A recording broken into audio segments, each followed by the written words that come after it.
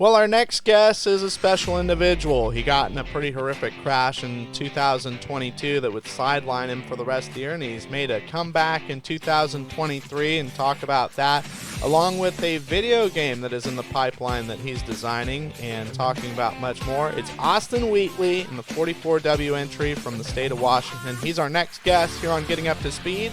That's coming up after these messages.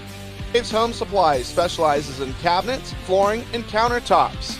Visit their website at daveshomesupply.com to look at products, services, financing, and even a free estimate. Are you looking for bookkeeping, payroll, or income tax services? Then check out the folks at For You Simple Bookkeeping. They are a licensed tax preparer throughout the entire United States. For more information, click on the link in the description. This broadcast is brought to you by Meat Freaks Jerky Club. Get the best jerky the world has to offer straight to your door by visiting meatfreaksjerkyclub.com. Pick your box and plan, tell them where to ship, and receive and enjoy. Log on to meatfreaksjerky.com and use promo code SPEED. Fans, joining me on the phone is going to be a driver that you can look forward to watching at Skagit Speedway against the World of Outlaws for the Sagefruit Skagit Nationals, and it's Austen Wheatley out of Lake Stevens, Washington. Austen, it's great to have you on here. Yeah, thanks for having me. Just getting done with a little bit of what would you say, a micro Midwest trip. You guys made a few shows to the Midwest, Huset's High Limit and the Jackson Nationals in Minnesota. Yeah, just I don't even know if I call it a micro trip, even less than that probably. But yeah, we just have honestly kind of struggled to get going this year for whatever reason. So we wanted to obviously, the Outlaws are coming here this weekend, and then we're probably going to go to Chico. So a couple weeks with them, and you don't want to struggle with that. So we want to be a little more competitive. So we figured we'd go back there if we could, and we had the opportunity to. So we went and definitely learned a few things, but still got some pace to find. Well, and made one of the prelims of the Jackson Nationals and finished 18th. I mean, that's not terrible considering the wealth of talent that was there, at least terrible for my standards, the wealth of talent that was there at a track that can be really tricky sometimes. Yeah, I think definitely we want to be better than that. But yeah, I would say it's not an easy one to go to. The places like that are really fast, they're really aero dependent. Your cars have to be so good with shocks, and you can't miss anything. So we definitely learned a lot when we went. So I think if we went on the road or just somewhere back there, I think we could improve quite a bit. I know, having conversation with Dominic Selzy, he says that Jackson is a really interesting place. Just the way the track conditions change. And I listened to a podcast with Greg Baker, who used to race I-90, Huset's, and Jackson in a 360 and was very good. And he does the track prep there and for Huset's. And in the podcast, he said the hardest track he's ever prepped and still preps is Jackson. Yeah, honestly, it was a really cool track. I'd definitely like to go back. I think from talking to the track prep crew and Todd and some other people around there, it's just really hard dirt to work with, to be honest. But it's I think if it slicked off and you could get it to where it was a bottom and a top consistently, it would be a really cool place. So I definitely enjoyed my time there. Yeah, it was a little kind of top. What would you say? Top dependent. Top dominant, yeah. Top dominant the whole time, really. Well, and the facility is just amazing looking. Just with the walls and stuff. It's got like a little bit of flair of Knoxville in my eyes, anyways. Yeah, I haven't been to Knoxville in I think 6 or 7 years. But it was 6 or 7 years before I even have raced off the West Coast, to be honest. Which is crazy how fast time flies. Sure. But I think Jackson races even faster than Knoxville, if I remember it, or just I haven't been on a half mile like that, or big 3/8, whatever they call it. But yeah, maybe I just haven't been on something that fast in a while. But it felt like it raced really quick. But like you say, the facility was incredible. What Todd's done with Huset's and Jackson is super cool to see, because I had been just seeing the improvements from 6 or 7 years ago. From Huset's, I'd never been to Jackson since they've redid it, but I've been to Huset's 6 or 7 years ago, and just even that's really cool. Yeah, yeah. So then the last time you went to Jackson is when it was a bigger track because they reconfigured it a number of years ago. Yeah, exactly. Yeah, I think 2009 or 2010 was the last time I was there, and it was a 360. So definitely races really different. That's super cool. And that's something really cool about you is, I'm a stats nerd and I'm constantly entering data. And your name pops up at some races in Oklahoma, in the Midwest, and you guys did a fair amount of traveling and not just running some local show. It's a World of Outlaw race or an All Star show, or maybe it was a weekly show at Knoxville. You guys through the years there just kind of traveled and bounced around and went to some new places. Yeah, honestly, when I just from the jump, from when I started racing, a lot of people would when they first get into sprint cars, they'll race at their local track for 2-3 years, and then they'll venture out a little bit, and then maybe if they get the opportunity, they'll do a full tour. But we ran maybe 10 races around the West Coast, and then just hit the road. So just kind of from the start of my career, was really just thrown to the wolves, and we just did all stars, outlaw stuff, and then ASCS stuff when it was a little more popular. But yeah, it's kind of the time flies really quick. It's funny and a little bit depressing to see how long I've been racing. I feel like I'm super old now, but I'm, Yeah, I'm only 30. sure, sure. Well, and also, Barry Martinez and I were talking about this winter. You went to New Zealand. You won the New Zealand Grand Prix in what? That was 2012. Yeah, something like that. Yeah, I mean that's a big deal. That's not a small prize event in that country. No, yeah, they said that's I think that was the second biggest race in New Zealand, but that was an incredible experience, and I was really grateful I got to do that. It was I think I was 18 when I did that, and it was my first I think my first airplane or international trip all by myself. So Hmm. it was a little nerve wracking, just going to New Zealand, meeting people you've never met before, staying at a random family's house you'd never met. Yeah. Um, just the way the international travel is, because when you get to a different country, you have to recheck your bags and do all that stuff. So, Hmm. but yeah, just the experiences throughout the years are definitely grateful for them. And that New Zealand trip, that had to be a lot of fun because, Barry ran the Speed Week and the tracks there and the culture there's the same when it comes to sprint cars as far as worship, but it's got a little bit of a different taste sometimes. Yeah, I think everywhere you go, even if you just go to a different state in the U.S., people do it differently. But with New Zealand, yeah, it was they definitely do things pretty different over there. But even now, that was what 10 plus years ago. I still talk to a lot of the people that I met there, and even they come to the West Coast races, or you'll see them at a random World of Outlaws event, and they'll come say hi, and we'll hang out or whatnot. So definitely last lifetime.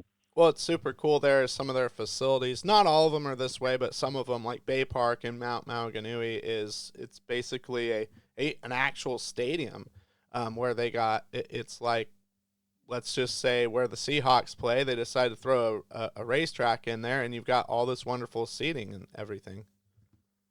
Yeah, I never really got to. I don't think I ever got to go to a place like that. Like the North Island stuff in New Zealand is the more. I don't know if you'd say professional, but the venues are a little more. I think they have more funding, and Yeah. they're more of actual professional. Like you say, kind of like a stadium type thing, which yeah, really cool. They have it. Mhm. They have the seating, all the way around the track, not just on a front stretch or a back stretch, and it's grass seating with little like what would you say, like stone sections that you sit on. You bring your own chairs and stuff. Mhm. Um, Even Australia seems like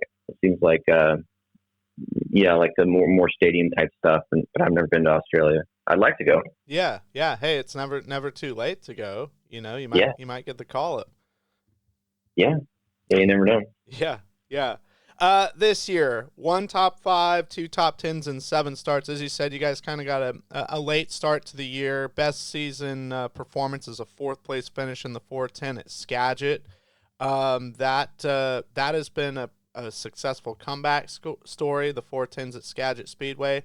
For you, how would you rate things from your vantage point, how they've went for this season?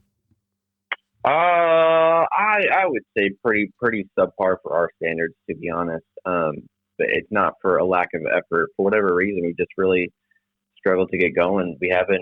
We've switched a few parts here and there, but yeah, I really can't put a finger on why we've got such a slow start. But we have a direction of some things we want to change, and we're hoping that it'll kind of flip the switch for us. But when we went to Jackson and did that trip, it kind of opened our eyes to some things that we think that we're missing and that we need to change. But yeah, I don't know.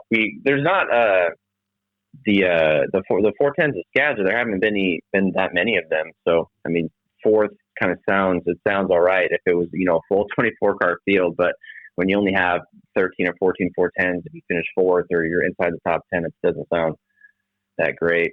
So, yeah, definitely are on the right track. We just got to get there. Yeah, well, and for people that don't know, last year at Dirt Cup, on one of the prelim nights, I can't remember if it was Thursday night or Friday night, you got in an incident and you got in the wall and got upside down, then you got hit, and that laid you up for a while. But the recovery process for that, I would assume, and by all means, fill me in. It was a bit of a process, but things are going well. Yeah, I'm all great now. It was the part that sucks the most is we weren't even supposed to be at that race. Okay. We really wanted to be at Ohio Speed Week, and we just didn't work out. We couldn't find full time crew members to go with us, and we just were late getting cars together and for whatever. But so we decided we were going to stay and we're going to do Dirt Cup, and then after that we were going to hit the road and do like a bigger Midwest trip. And run with the Outlaws and All-Stars and stuff and do nationals and just have a summer of racing. And yeah, the first night of Dirt Cup, it just kind of all goes awry. And I had never broken any bone in my body through racing or through anything. So it was not a great experience, but it took me probably a month or so before I could sit up really by myself. And then probably about 2 months. And I had a pretty good pep in my step, and I was pretty much back to normal. But breaking ribs seemed like one of the worst things you could get. I've heard that, yeah, and the sternum. That part of your body is some of the most terrible things to break, and the most painful things. Yeah, because really every movement you have stems off your ribs and your abdomen and your your sternum and your lower back and stuff. So I learned a lot about the body with my doctors, because what I thought was, when I would go back for my checkups and, what I thought was, maybe bruised or broken, and they would tell me that it's not broken at all. It's just something else. Yeah. Well, I mean, when you think about it, the way you breathe, your that part of your body, your ribs are involved. Putting a jacket on your ribs are involved, and I'm sure there was some pretty frustrating parts, or painful at least, of putting on a shirt and oh my God, this hurts so bad, or even just laying down and trying to sleep. Yeah, things you don't even think of.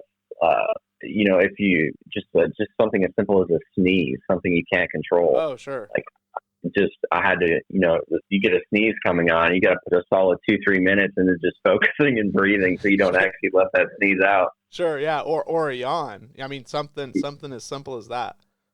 Yeah, but definitely have a new appreciation when you hear an athlete, even just bruised a rib. They say bruising a rib hurts just as bad as breaking one. So, like I think Carson Macedo said that he broke or just bruised. I think he might have broken one rib at that Knoxville crash, but yeah, he raced the next week with it. So yeah. Couldn't be me. Couldn't be me. I'm not that guy. So, but yeah, no, and that I mean, from that, that had to been a really scary process of you gotten involved in a pretty wicked crash, and then bam, you're in hospital. Yeah, I had not, honestly, I had nothing. I'd never had anything that was really that eye opening. Like I say, I had a ton of business plans for Vapor Trail. And then we had a ton of, racing plans through the summer, and I have a daughter. I had tons of plans with her, and it just all came to an abrupt halt. So just, I definitely have a more futuristic. I think into the next couple of weeks. I live my life not like a day at a time, but like weeks in advance, planning things now. Yeah. So if something ever just happened, like you get in a car crash or just something random you wouldn't think of, I think I'm more. I have more foresight now, I think. Yeah. Yeah. Well, you touched on it, Vapor Trail. You have a clothing company, and that seems to be really going really well. Yeah, I started that honestly when I came off the road. You would say 6 or 7 years ago. When I came back, I started that, and I've just been full steam ahead with that, and I enjoy it quite a bit.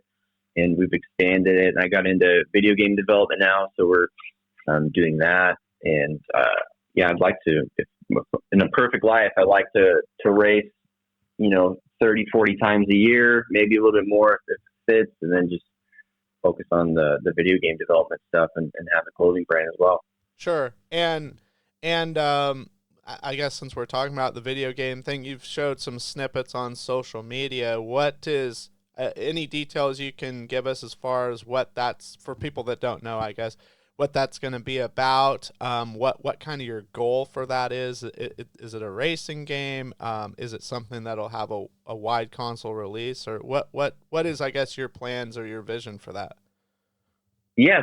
So my plan is that we're making, if anybody that doesn't know, we're making a realistic sprint car game, wing sprint car game. And it's not just a little dinky one. It's like a AAA high quality one. And if you want to see any more about it, go to the Vapor Trail Studios YouTube page.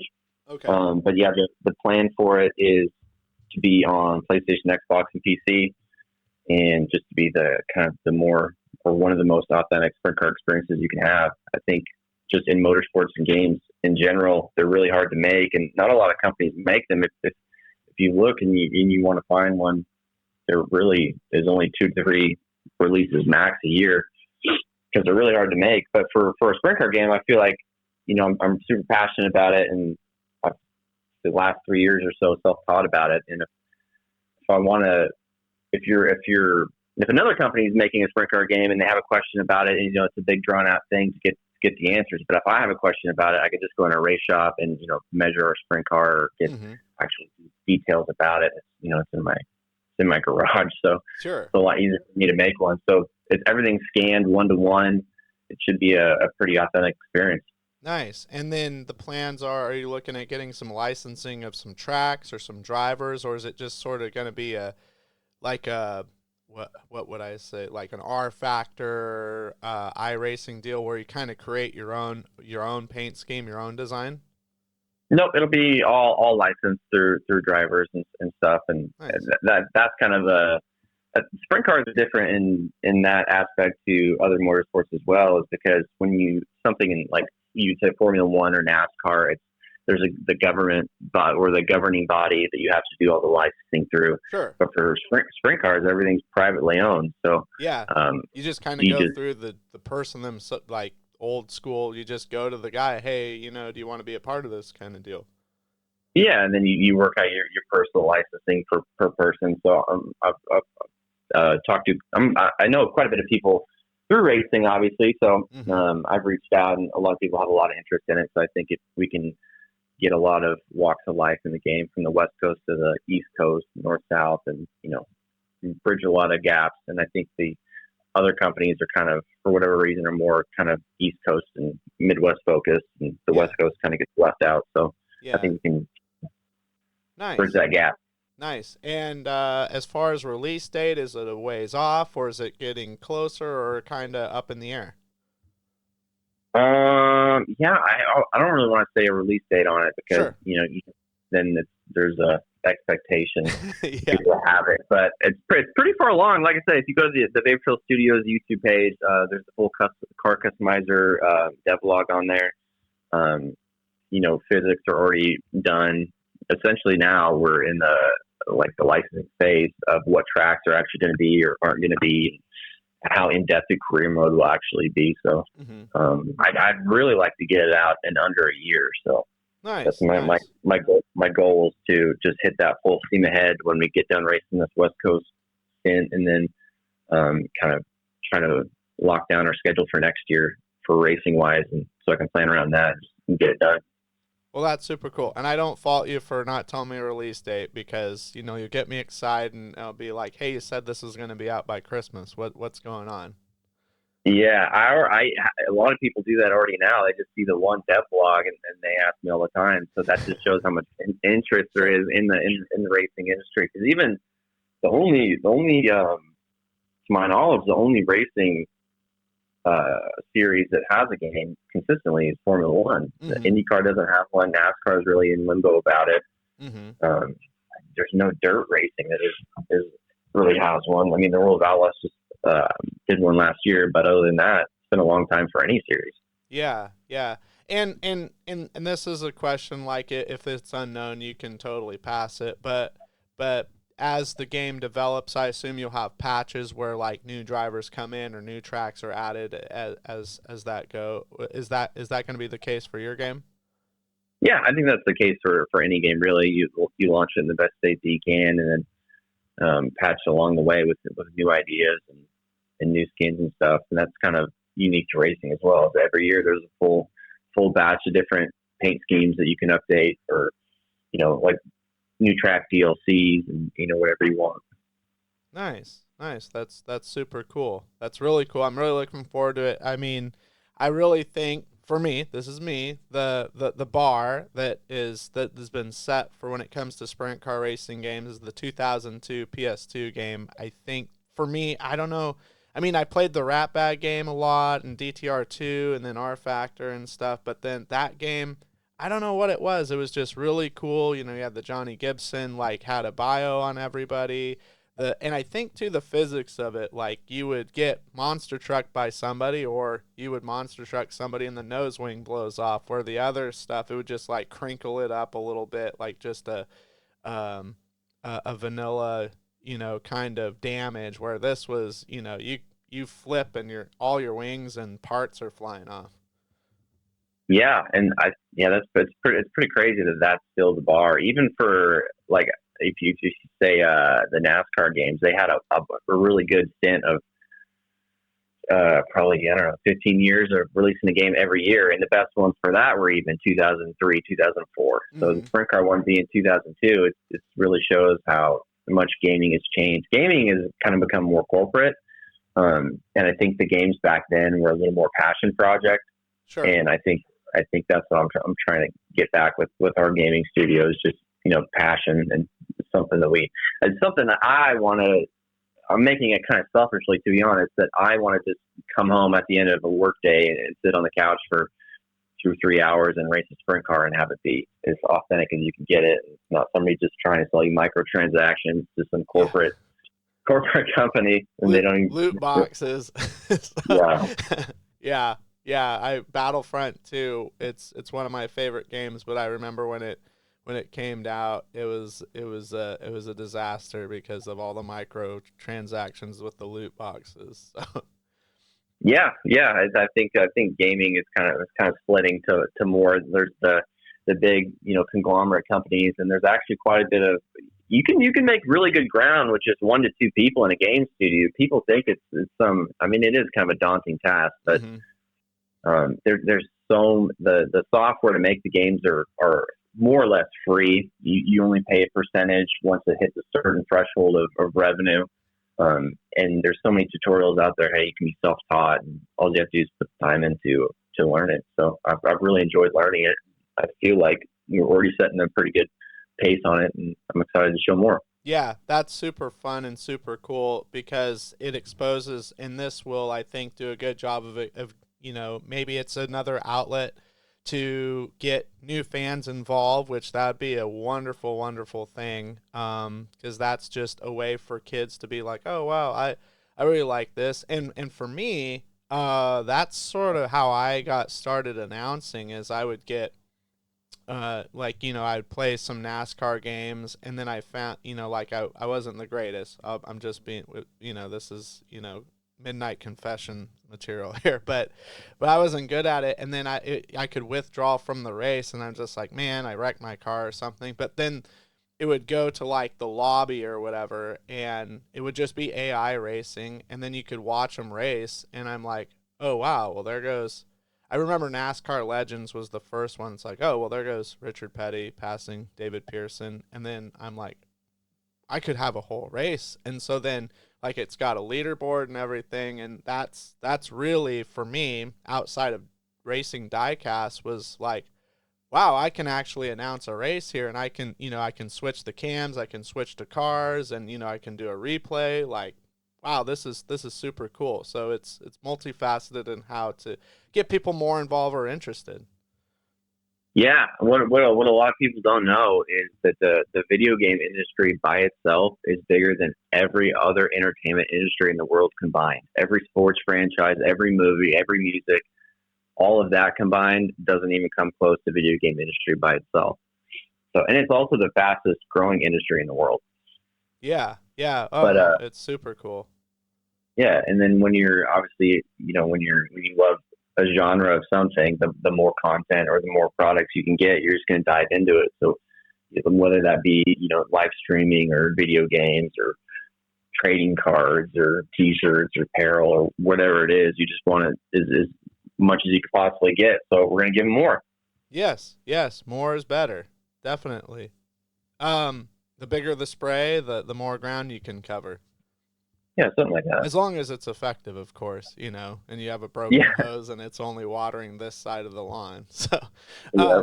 But the apparel company Vapor Trail, you guys seem to be picking up more clients. Who are some folks that you do stuff for? I think you did Marvin Smith Memorial Grove Classic shirts this year.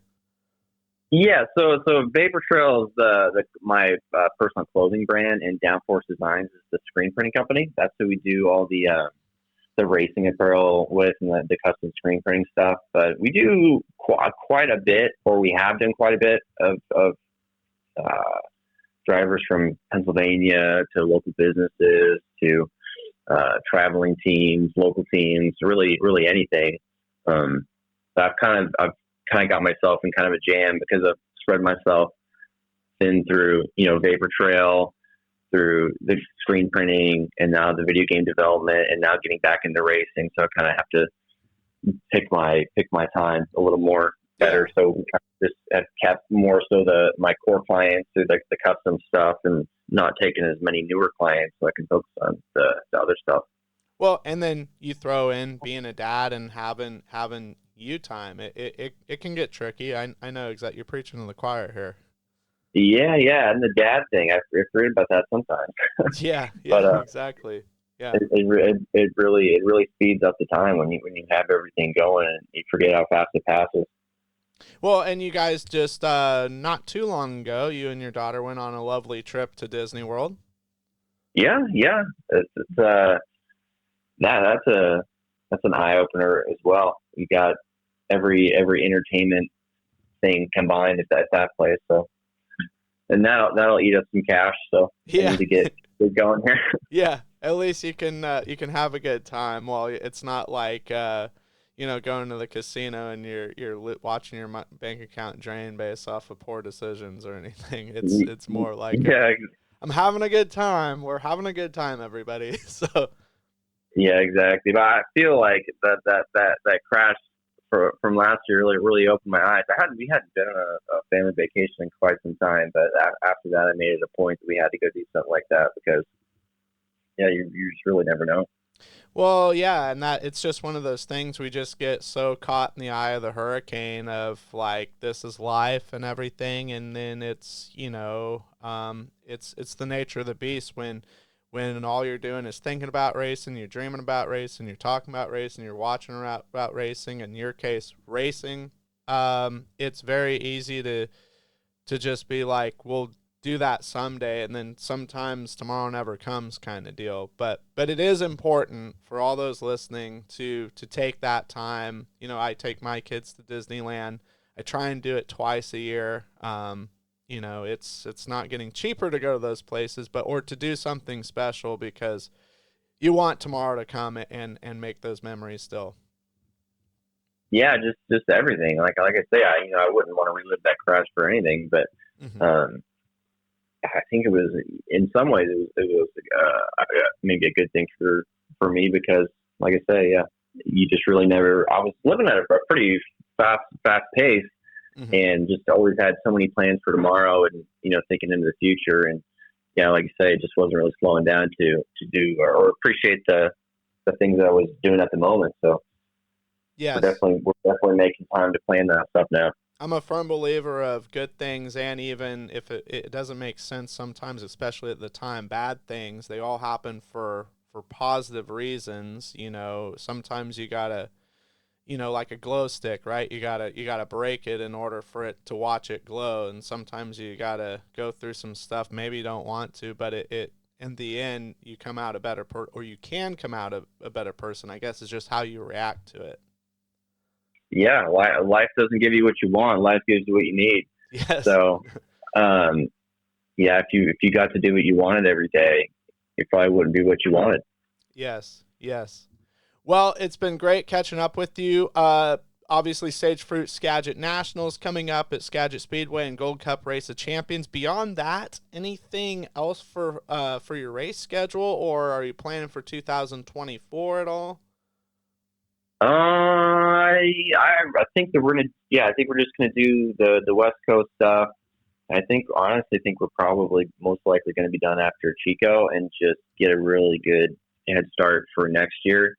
If I can convince Dad to go do some stuff, then we will. But if it's not World of Outlaws stuff, I don't think that I would really want to do it. Or I mean, honestly, if we'll see how we do on in this next couple of weeks. If we really struggle, then honestly, we'll make some changes and we'll just get a better start for next year because we'd like to do a lot more racing next year. I think in the last 3 or 4 years we've done less than 20 races combined. So for the equipment that we have and the goals that we have, that's not really ideal. So we talked about that and we're trying to make some big changes for next year. Nice, nice, and obviously for the video game Vapor Trail Studios YouTube page, that's where the latest and greatest updates will be.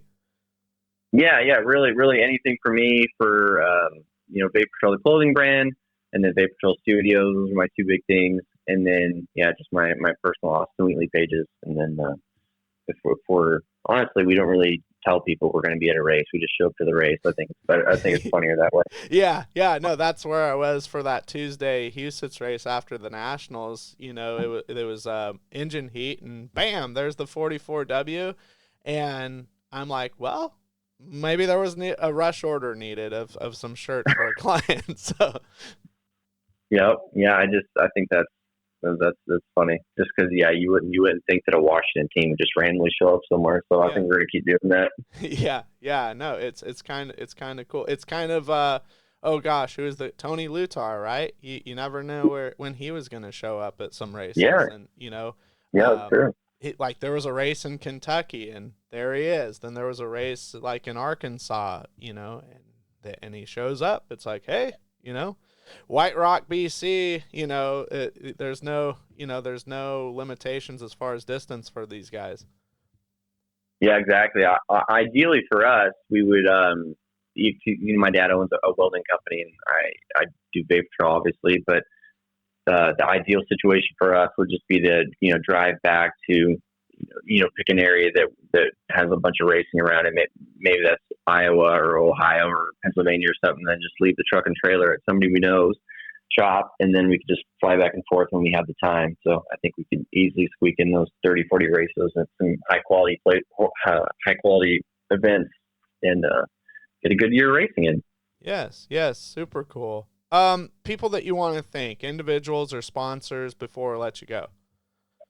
We don't really have a lot of sponsors, to be honest. It's my mom and my dad own the whole team, and they have my whole career. So thank you to them. And then product sponsors, we have Morrison Engines, KPC Chassis, FK Shocks, Franklin Rims, Elite Wings, and just a bunch of product sponsors. So thanks to everybody that still believes.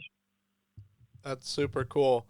Well, it's been great catching up with you. I'm really looking forward to seeing how this West Coast swing goes for you, as well as your other business ventures. And I wish nothing but the best for you, my friend. Yeah, thanks. And thanks for having me. And it's so great that health is all in the up and up, too, of course. Yeah, life's on the up and up. Well, that is going to do it for this interview. We hope you enjoyed it. Be sure and hit the like and subscribe button on whatever platform you found this interview at. It really helps us grow the channel, and we greatly appreciate it. In the meantime, we'll be back with more content and interviews in the future. Be sure and have a great evening or a great rest of your day, whatever time you're listening.